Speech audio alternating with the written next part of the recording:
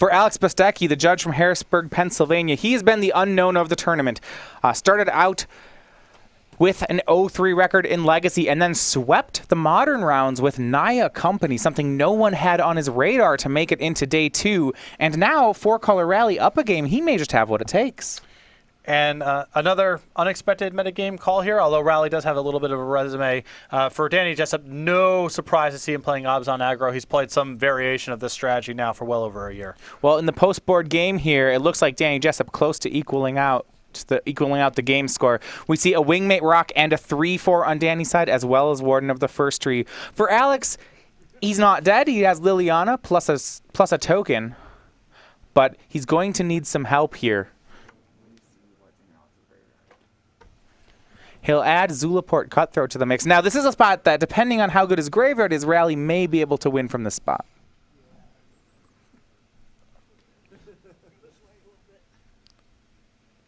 Though the build of Rally, a lot less pure combo-oriented than the pre-rotation Mogus's Marauder build of the deck.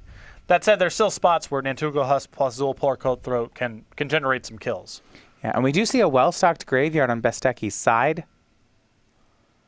Husk, Sidisi's Faithful, Jace, Elvish Visionary, Catacomb Sifter, they're all available. Looks like it'll be Fleshbag Marauder from Bastecki.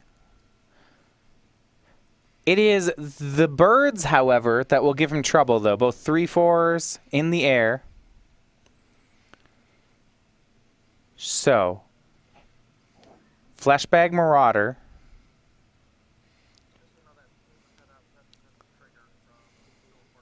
We'll sacrifice that. The paper on the board here, this is how Alex actually tracks Zulaport Cutthroat triggers that are on the stack. I suppose for those of you who played a lot of Magic Online, that's exactly how it would represent there. Yeah, and the stacks with this deck can get awfully complicated, especially when Rally is involved. So it can be helpful to bring some of these devices to make it more clear to yourself and your opponent what's going on. This is something that's something I would expect from a judge to be bringing to the event. You know, very clear, very deliberate. So Liliana will flip into a Planeswalker. Alex will gain a life off the Cutthroat trigger, and now Liliana will bring back Sidisi's Faithful. It will exploit, sacrificing itself, bouncing the Wingmate Rock token. That's another life gain for Alex at 6. And now he can survive through next turn. Yes. And if Danny has to spend some time attacking the Liliana as opposed to Bastecki, that's even more breathing space. Well, there is some good news, though, for Danny Jessup. Alex plays the last card in his hand, and it's a copy of Evolving Wilds. So no Ancestors to be rallied just yet for Alex Bastecki. It does seem like if he hits a copy of Rally, this game could break open. Even Collected Company for value here is Sure. likely. You know, Danny is slightly ahead right now because there's no answer to the Wingmate Rock and no real sacrifice outlets if he takes care of the Liliana, but that's a lot of turns with Bastecki having some huge draws. Danny playing off the top of his deck. So just one card in hand. It's freshly drawn. Here comes Wingmate Rock. It will attack at Liliana. Danny gains 1 up to 17. The Planeswalker will go down. We'll see what that draw is. Danny feels like he's at least one more big card away. You know, would love to raid another Wingmate Rock here. Even Siege Rhino. You know, something to speed up the clock by a turn. An issue right now for Jessup is he's only attacking for 3. Bastecki's at 6, and he can sacrifice the Eldrazi Scion at a moment's notice to get a Zulaport Cutthroat trigger. That's looking at a 3-turn clock with, again, Bastecki just having some monster draws. A spot removal spell for Wingmate Rock is huge, and Collected Company and Rally can blow the game wide open. So he needs 3 to dodge for 3 turns. Yeah, we're looking at, you know, somewhere around 15 draws that he has to dodge. So Alex will draw the first one. He's looking for a Collected Company, a Rally, a kill spell. Even an Nantuko Husk could possibly do it. And it's going to be the kill spell on the first try. Here's Fleshbag Marauder. Now, Danny can sacrifice the land. He has a Shambling Vent in play if he wants to protect his Wingmate Rock. But this is still a trigger and a swing for 4 this turn. Not that the race is all that favorable for Bastecki right now, but even sacrificing the Shambling Vent is not bad for Bastecki. And again, he goes up to 7 on this trigger, meaning that the Wingmate Rock is now 3 turns away. And it means that Rally is even more likely to be a game-ending play should it show up. So Danny will activate the Shambling Vent. Looks like he would rather lose the land than lose the bird. Shambling Vent is chosen to sacrifice. We'll see what Alex chooses. Looking at that Scion token. So it's interesting. The Scion is the smallest thing in play and maybe the easiest thing to sacrifice, but it is also the only thing that he can sacrifice for sure at a moment's notice to get a cutthroat trigger. Sure. But I think from going to 6 to 7, facing 3 points of damage a turn, he'd rather just have the better attacker in play rather than the luxury of being able to activate the cutthroat should that come up. Well, that cutthroat trigger puts Danny down to 16, and the attack puts him to 13, so the life totals inch ever closer. The draw for Danny, however, a copy of Gideon, that could equalize things here as well. I like the idea of playing Gideon and making an emblem. Then you're on 2 turns. And Oh, wow. That's aggressive, but it could work here. there's no sack outlet in play. I don't know what making a 2/2 token is getting you on this board. Jessup can't even really attack because he's just going to be triggering Zulaport Cutthroat if he makes attacks. So could Danny could make a ally this turn, an emblem next turn, perhaps. That is an option. Well, we'll see. Danny's going to sack with Wingmate Rock, so at least no emblem this turn. Danny will go to 14, Alex to 4. The issue here is you might want to be +1 point on lethal to play around 1 Cutthroat trigger. Sure, that definitely makes sense. Well, Gideon will be the follow-up. For Danny, it's going to be an ally. And he'll pass. That last card in hand is just a land. Needs to dodge another draw from Alex. Last turn was a big draw, but one that Danny could maybe overcome. Catacomb Sifter looks like it was the card. And this is the consequence of making the token there with Gideon, is now Alex has 1 sacrifice outlet, and making an emblem next turn is short of lethal. So had Danny last turn just made emblem attack, this game would be his. This is the risk of the play. I'm not saying that it's necessarily correct. I'm saying this is the risk scenario where Bastecki draws something that allows him to sacrifice once, gets up to 5, and now you're giving him 1 more draw step where you're still probably dead to Rally and maybe dead to Collect a Company. Yeah, so Alex will get another turn as it stands here.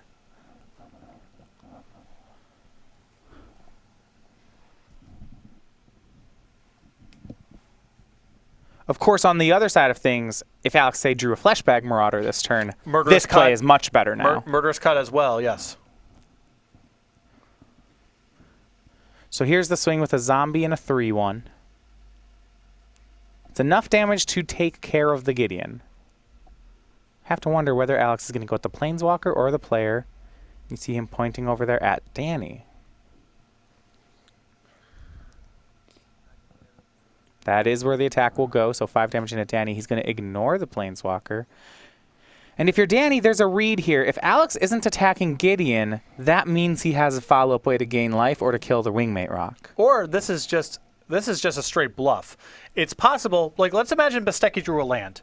He has to make this attack, hope that Jessup blocks, so that he gets a Zulaport Cutthroat trigger and is not dead to the emblem plus Wingmate Rock the following turn.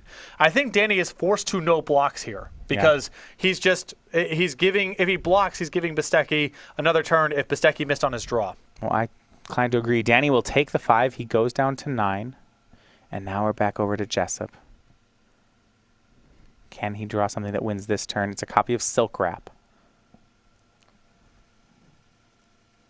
Well, he can play that pre-combat. That'll force Alex to sacrifice the Scion.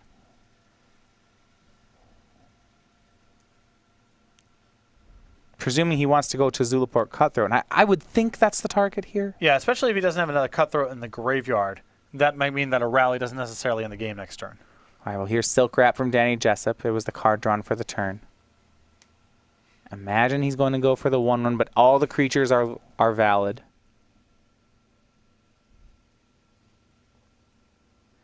And we will see what Danny wants to do. Jessup down a game here with Obs on aggro. He needs this game for his tournament life. And it's so close. He has Alex at 3 Wingmate Rock in play. Alex empty-handed. He's going to target the Cutthroat. If Alex doesn't sacrifice the Scion here, Danny has him dead on board.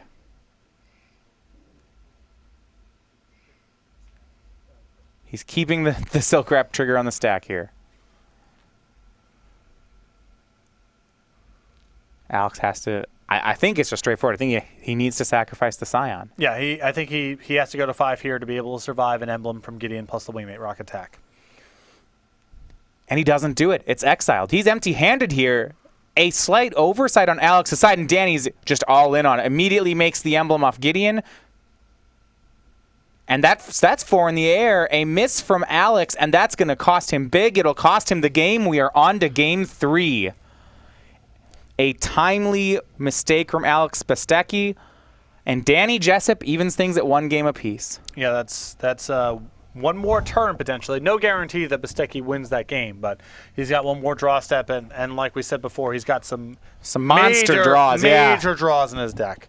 You know, one rally the ancestor, and maybe that one turns around. So we are back to game 3 here. Bastecki versus Jessup.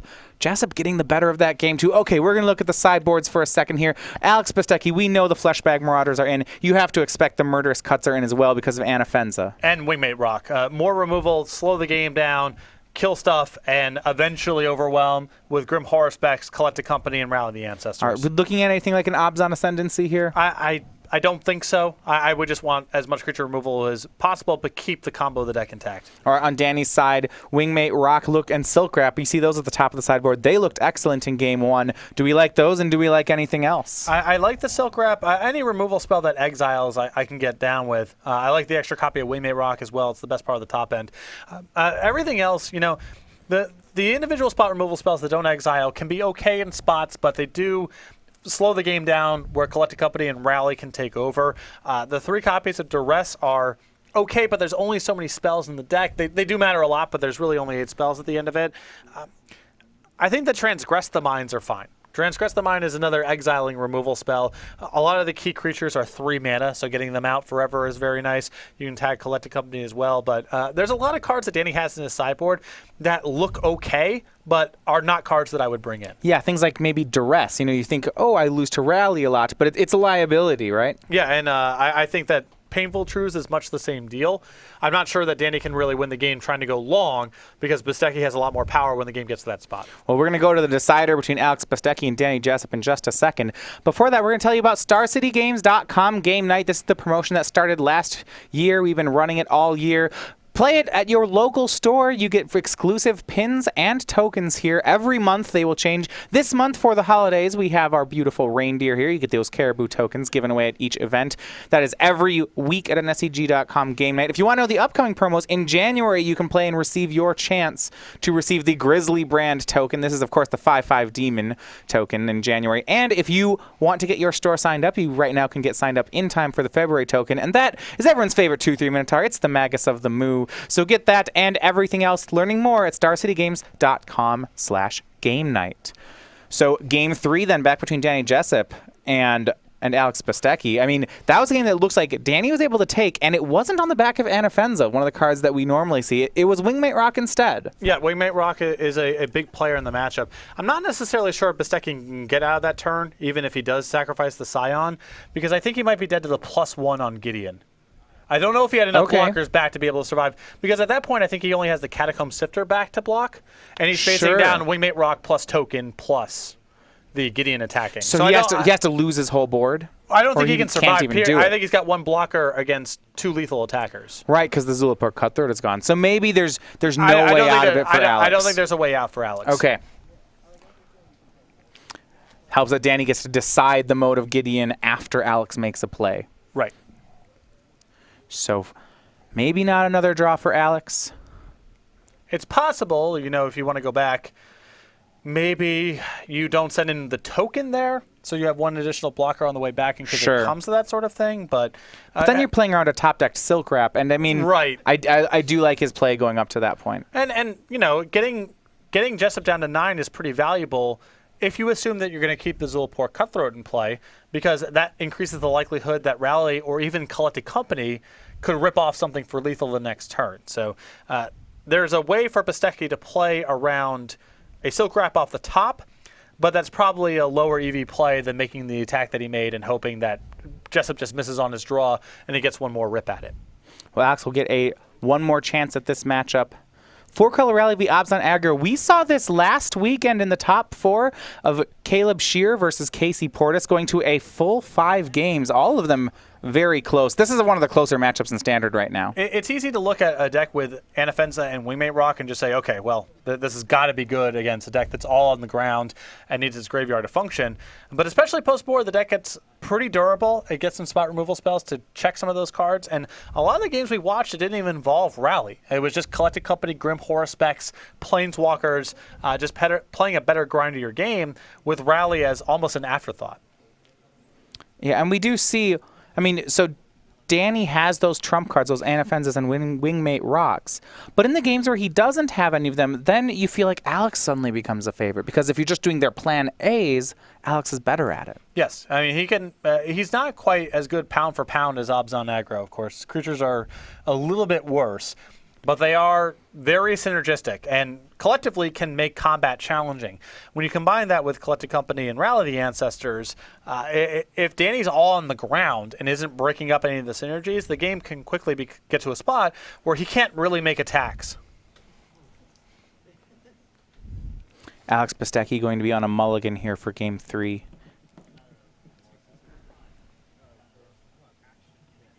We mentioned that last weekend. Rally, one of those decks that, thanks to its card advantage engines, cards like Collected Company, Scries, Grim Horror Specs, can really recover from a mulligan without too much work. What he doesn't want to see then on Danny's side is a copy of Anafenza. Well, especially Anafenza with something on the second turn of the game, because Sure. that means that the Fleshbag Marauder plan no longer gets it off the table, and you're just on Murderous Cut as interaction. Well, Alex is going to keep on 6. Does have a copy of Murderous Cut in his hand if it comes to that.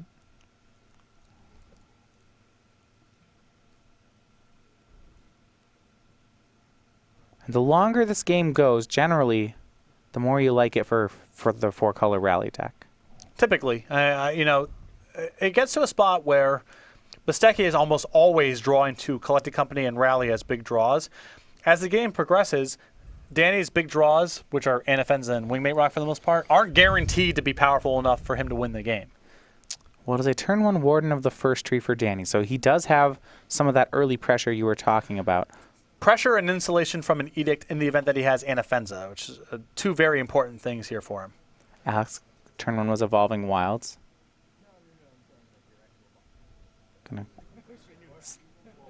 Going to start with a Forest. Mana can sometimes be a difficulty for the Rally deck. Well, you are a 4-color deck, which is base green, blue, black, splashing a double white card. So it can be a little funky getting all the mana online. It's usually fine because you don't need to cast Rally until much later in the game. So you can incidentally get white mana going along your business of getting your green, blue, and black online.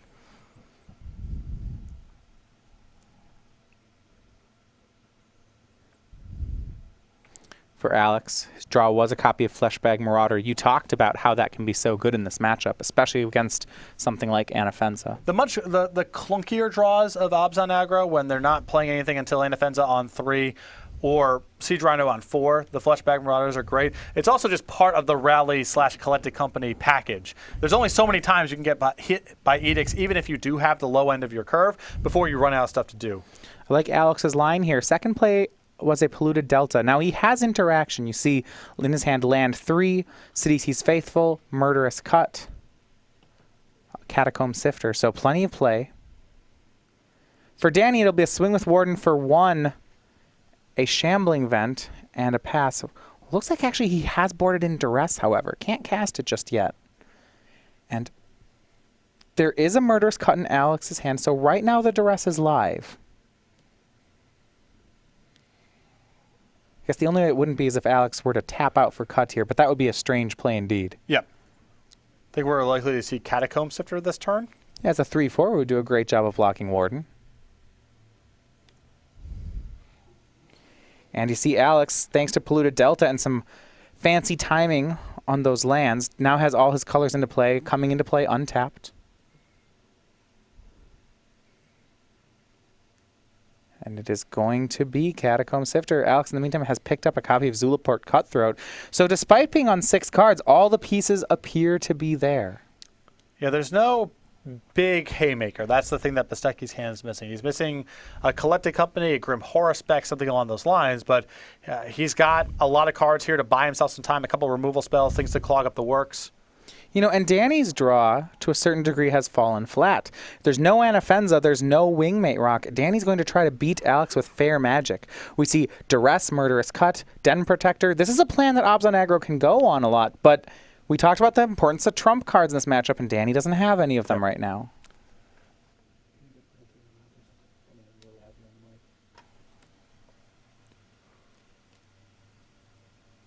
Duress will be the play from Danny.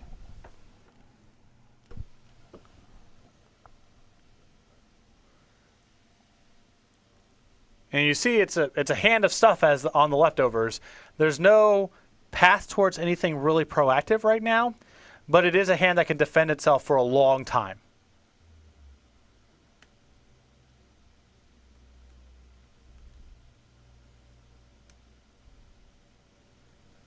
Duress takes care of the Murderous Cut.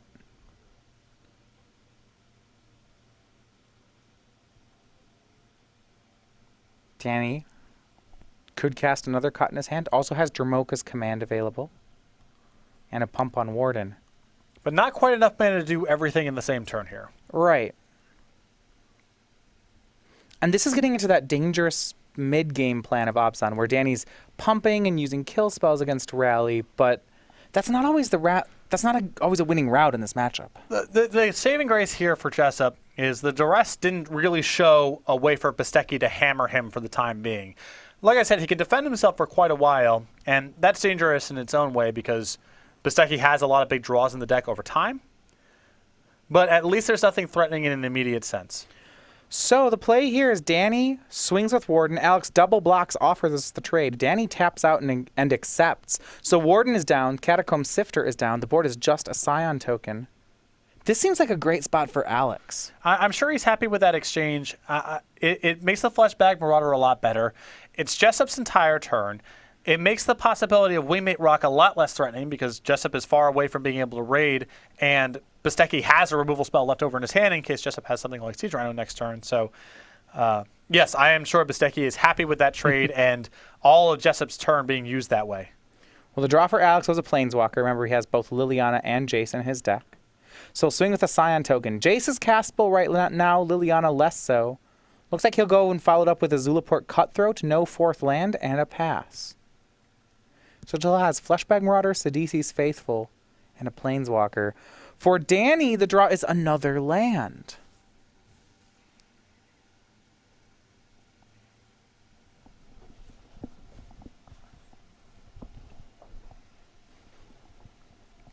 Danny with many ways to kill Alex's creatures, but no way to win just yet. Plays Wooded Foothills. The only creature he has in play right now is that Shambling Vent you see.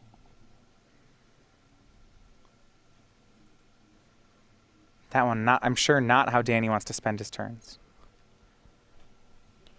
Well, he also doesn't want to play, Dead Predator down this turn because he knows he's going to get hit by a Fleshbag Marauder.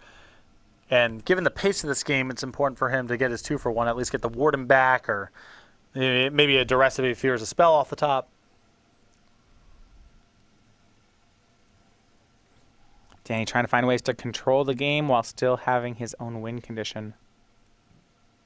We'll see where he wants to go with it. 5th card in the graveyard. It's going to be an activation of Shambling Vent. Not a great turn. But I don't think Jessup was willing to commit a face-down Den Protector with only 4 mana, and I don't think his hand could really do anything else. So he'll take the 2 points of life gain. That'll put himself up to 18. And for Alex, this is what you want to see if you're an Alex Bastecki fan. His draw was a copy of Rally the Ancestors. Though no double white, no real graveyard to speak of, but again, it's a route. He needed one of those payoff cards at some point. Now, on this board, he probably would have preferred a Collected Company, but this will do. A swing for 2 evens the life totals up at 16. And Sidisi's Faithful played just as a 0-4 from Alex. Looks like that last Planeswalker in hand is a Liliana Heretical Healer. Alex does not have the double black needed to cast her just yet. We go back Danny Jessup's way. Turn 5 means Den Protector can be cast now. Danny also picking up a Siege Rhino for the turn.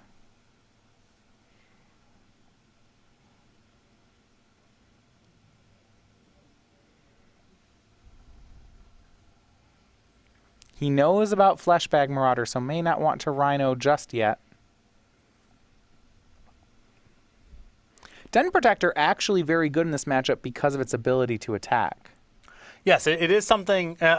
Besides Waymate Rock, it's the threat with the best evasion in the matchup. There isn't a whole lot that Bastecki can do to block besides Nantuko Husk, and that comes with a lot of risk.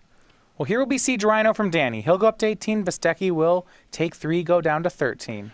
I know this looks a little weird in the face of the Fleshbag Marauder that's coming, but I think the logic here from Danny is there's nothing really juicy in his graveyard to go get right now, and the game is being played at a slow enough pace that he's happy with the Siege Rhino dying, and then protecting back the Siege Rhino the following turn. So even though it looks weird because of the Fleshbag Marauder, I think this is just because of the absence of other juicy targets in Jessup's graveyard and the fact that he'll have time to Den Protector this and cast it a second time. So an interesting drive from Alex. He hits the Flooded Strand. So that means he could get a black mana source or a white mana source. He could get Liliana or Rally, but not both. Yeah, there is a second copy of Sunken Hollow in his list, so he does have another blue-black duel to go get if that's what he's interested in. So big decision here for Alex. My preference, I think, is to cast the Liliana this turn because you get such an advantage out of that card in the short term, and Rally you're probably not looking at to cast for a very long time. Now, if he casts Liliana, though, that means he cannot Fleshbag Marauder this turn. It looks like he's just going to go with Fleshbag Marauder, go with the safe route. Yeah, I suppose next turn he can go and do something with a Liliana if he's feeling so inclined. And Danny, trick up his sleeve, he's going to delve away his 4 fetch lands to murderously cut Zulaport Cutthroat before this Fleshbag Marauder hits. So Cutthroat is down. Danny goes down to 17. Now here's the Marauder. I'm trying to see whether Alex wants it in play or in the graveyard. He does have a Liliana in hand. But he also has a 3-power creature against someone who's with a Shambling Event that's been attacking. That does seem pretty good. Fleshbag Marauder is also a way to block Den Protector, should that be Jessup's follow-up. And an 0-4 is a 0-4. It does. Sure. And it's not like Sidisi's Faithful is bad in the graveyard with Liliana either. In fact, No, that's pretty good. That's often much more powerful than the Fleshbag Marauder. So that'll be this pick. Sidisi's Faithful is sacrificed. Siege Rhino is sacrificed. Scion gets into the red zone. Danny back down to 16. But the graveyard is starting to get stocked. We see Catacomb Sifter, Zulaport Cutthroat, Sidisi's Faithful. There is a Rally in Alex's hand. Yeah, you're starting to see, we're starting to get to some danger zone here for Jessup. And this is why when Bastecki's hand was slow, it wasn't the end of the world, but it did imply that it could get bad very soon if Jessup didn't speed up the clock and Bastecki found one of his big spells. Well, big decision here for Danny. He's going to go 6th land, Den Protector. He could spend his turn Den Protecting back that Duress. It would hit the Rally, but it seems like he'll want to save that for a Siege Rhino. Yeah, I think that's the Siege Rhino is so good right now. If you think that Bastecki is running out of things to do, the Duress is there's a couple turn window here for him to have drawn one of his 10s or 12 spells. I mean, sure. Going for the Duress. I know it's easy for us to say we're looking at Bastecki's hand the whole time, but if you're in Jessup's seat, I think it's hard to turn down the safe play of just getting back a Siege Rhino. So on Alex's side, his draw was a copy of Catacomb Sifter. Now he's going to have to be careful. Remember that Den Protector can be difficult to block. He does have a Fleshbag Marauder currently up to the task. But we'll see where Bastecki wants to go here. He can fetch for that black source and get Liliana, but that means he'll have to draw another white. He could cast Catacomb Sifter and then leave his fetch land uncracked, and then maybe not have to make that decision just yet. Yeah, Catacomb Sifter is the safer play of the two because it doesn't require a commitment with the Flooded Strand. But one thing he is going to do is looks like he's going to go ahead and attack with Fleshbag Marauder. If that one trades with Den Protector, I don't imagine Alex would be too sad about it. And that's why it won't. Life total's evened at 13.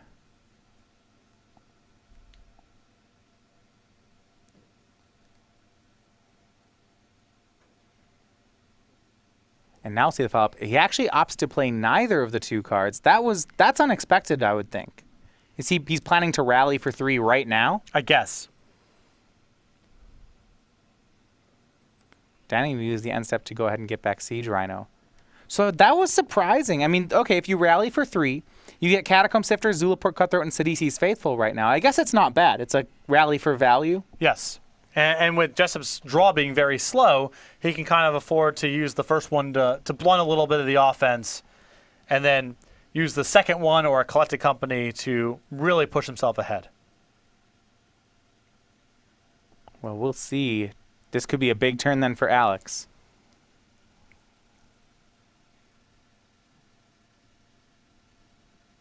See where Danny wants to go. He has a 3/2 Den Protector in play. Players are even at 13 apiece. And if you're Danny, I almost want to say you're sniffing out a Rally of the Ancestors here. It seems way too coincidental that Alex on 3 cards and this many mana sources would have nothing to do. Well, what makes it confusing is that it could also just be Collected Company. That's the straightforward play. And actually, if I was in Danny's position, I would think that a Collected Company is much more likely. So either way, what you're thinking if you're Danny is that if you're attacking, there's going to be some surprise blockers. Right. Danny will fetch down to 12.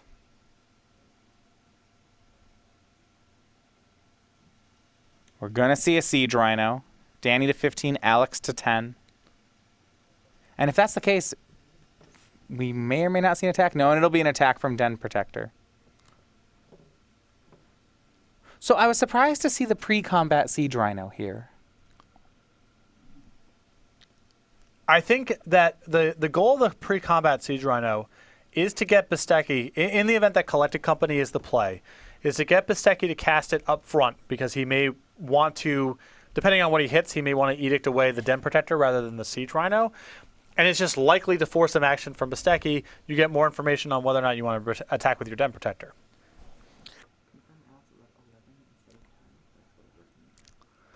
Because let's imagine that Bastecki goes, okay, in response, I'll collect a company and I get Grim Horror Specs and Nantuko Husk. Then Den Protector doesn't even want to attack that turn. So Sure. I think it's just an effort to clarify the game state a little bit. Also, I think Jessup may have Dramoka's Command in his hand, and so he just wants another big thing to brawl with. That makes sense. Should that come up as well. And Alex is going to take the 3. So that means he's going to spend the turn not rallying, really not making any of the plays. We'll see Alex go to 7 on end step.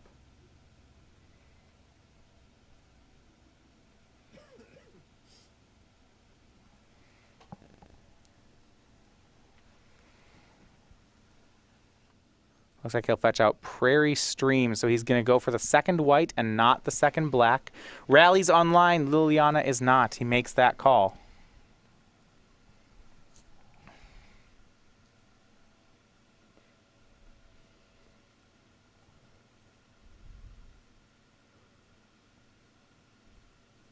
And this is a big change of decision for Alex. He opted last turn not to play any of his 3-drops, and now doesn't rally either, so he burns all his mana for the 2 turns. Well, there's nothing great for him to unsummon, because he would have to unsummon the Den Protector.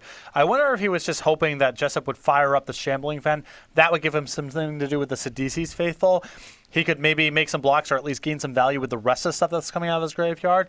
But with Siege Rhino pre-combat and then just attack with Den Protector, the graveyard really doesn't provide him a route to answer anything on the board unless he's willing to unsummon a Den Protector in a game that's going on for a long time. Well, he fetched on end step for Prairie Stream and then drew a 3rd white source in Canopy Vista for the turn. So triple white now for Bastecki, but only single black, and doesn't opt to play anything here. He could have gone for a Catacomb Sifter, but instead is still just going to pass with all his mana up.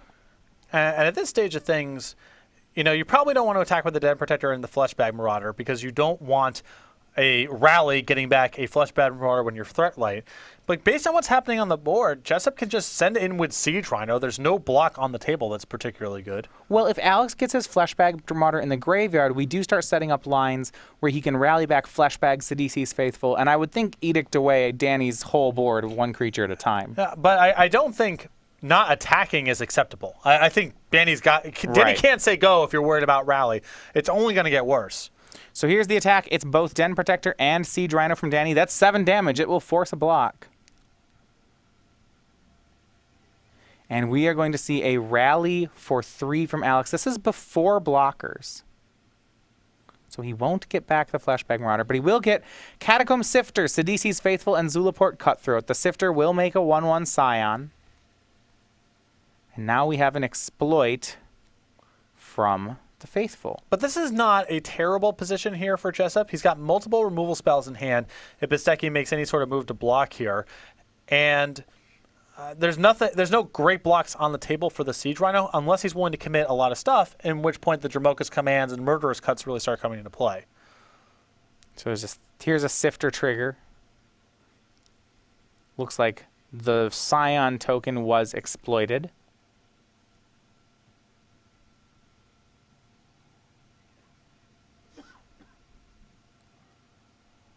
Or rather, this is before the Scion is made. So we're holding all triggers on the stack.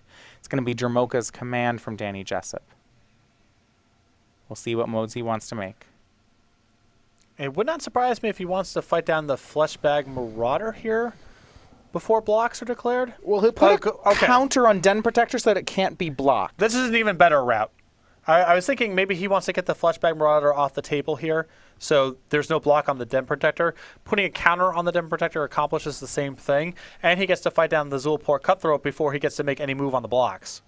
So Den Protector is going to look to get larger. Siege Rhino is going to fight down Zulaport Cutthroat. Those are the modes chosen on Dromoka's command. Now, as we know, Danny still has double kill spell left in his hand. And this might be a spot where Bastecki can't block effectively through the removal spells, and now with no Zulaport Cutthroat triggers, you know, it might get to a point here where he has to consider using Sidisi's Faithful on either the Den Protector or the Siege Rhino, which is also not an enviable position. So Zulaport Cutthroat dies, drains for 1. Here we get a Scry.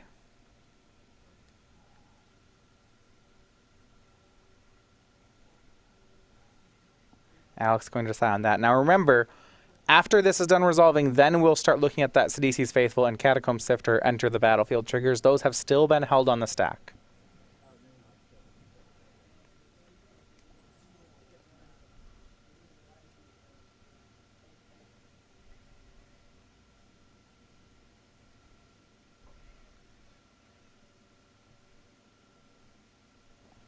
And a tough decision here for Alex.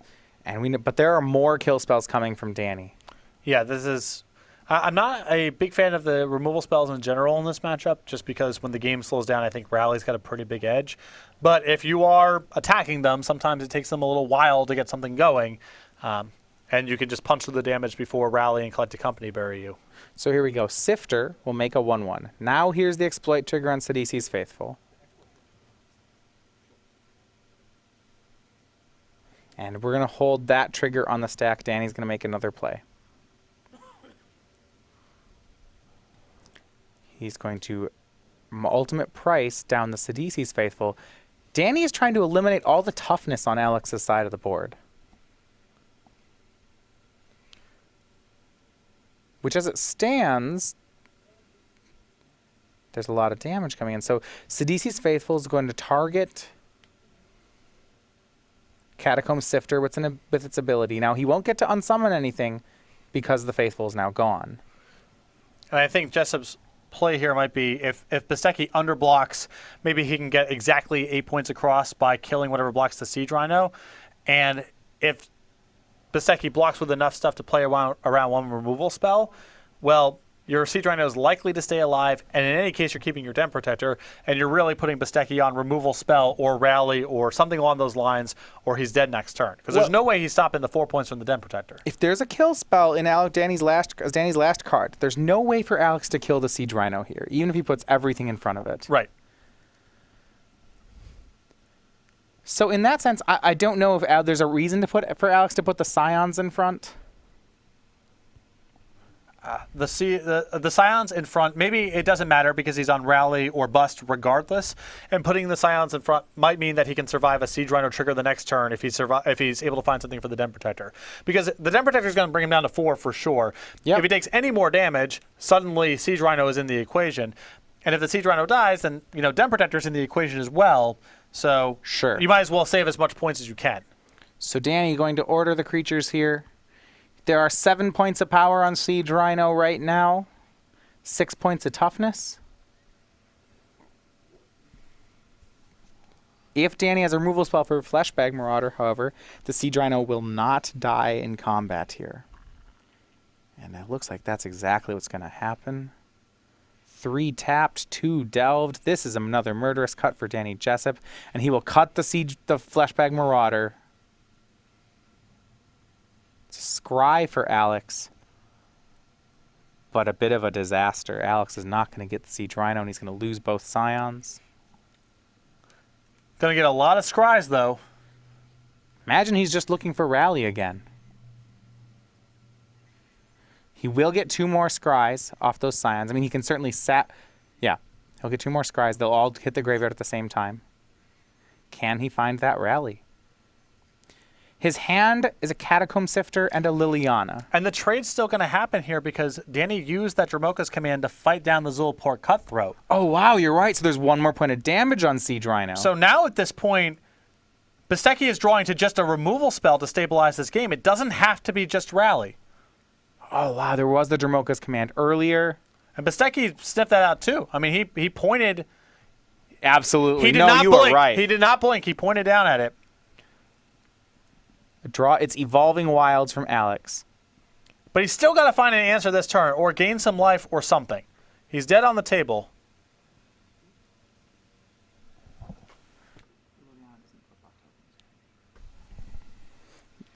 Yeah, and he has an uncastable Liliana, a Catacomb Sifter, and now a Evolving Wilds in play. I don't know that he can survive this hit off Den Protector. Here's Catacomb Sifter. It'll make a Scion. He will pass.